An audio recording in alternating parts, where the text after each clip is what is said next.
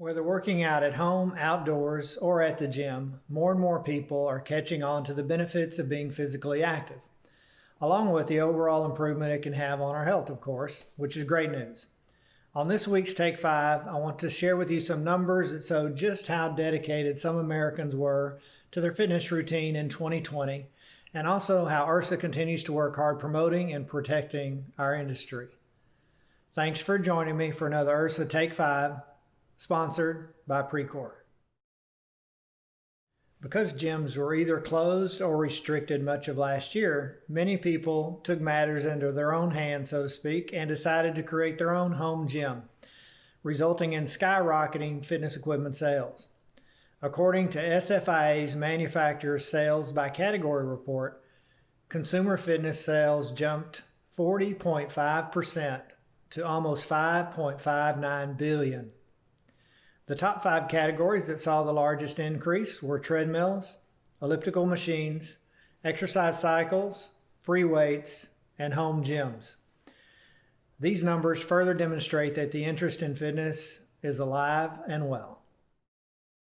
Unfortunately, Brazil is recently seeing a surge in COVID cases, but this time, as the country announces stricter rules and closures for many businesses, gyms in Rio de Janeiro are able to stay open with just a few restrictions. The Secretary of Health of the state of São Paulo acknowledged to the press that gym goers seem to really comply with the safety protocols in place, and the decision to close gyms was a mistake, as gyms do not pose a significant risk of spreading COVID, as long as they follow all safety precautions such as those preached through the Active and Safe program at IHRSA. We can only hope more countries revisit their previous positions related to club closures based on the available scientific data. Heck, maybe even California could take a lesson. Last week, I, along with my colleagues Helen Durkin and Killian Fisher, had the opportunity to meet with Dr. Fiona Bull.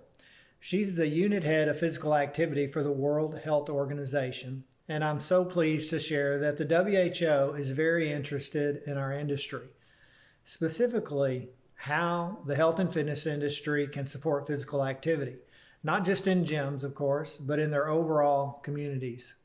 In fact, the WHO reached out to IHRSA to explore how we might collaborate with their enhanced efforts around building more active populations.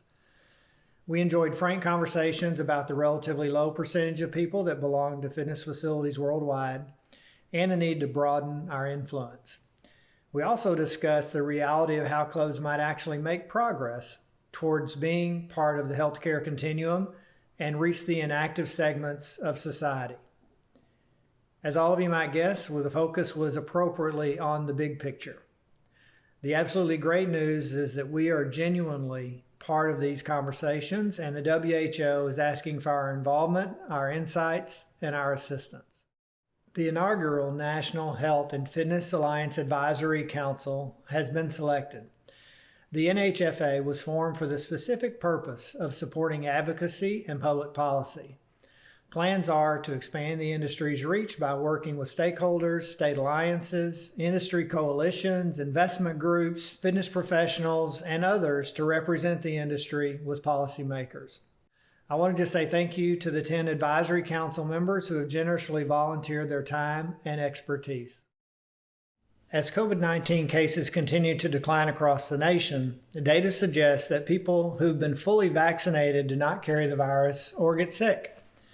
Rochelle P. Walensky, the director of the Centers for Disease Control, confirmed that, quote, "Vaccinated people do not carry the virus, they don't get sick, and that it's not just in the clinical trials, but it's also in real-world data."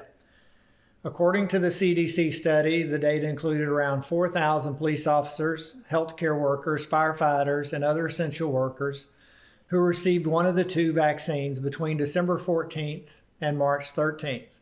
If you need another sweet reason to get your COVID-19 vaccine, Krispy Kreme's giving away a free glazed donut to people who have received the vaccine.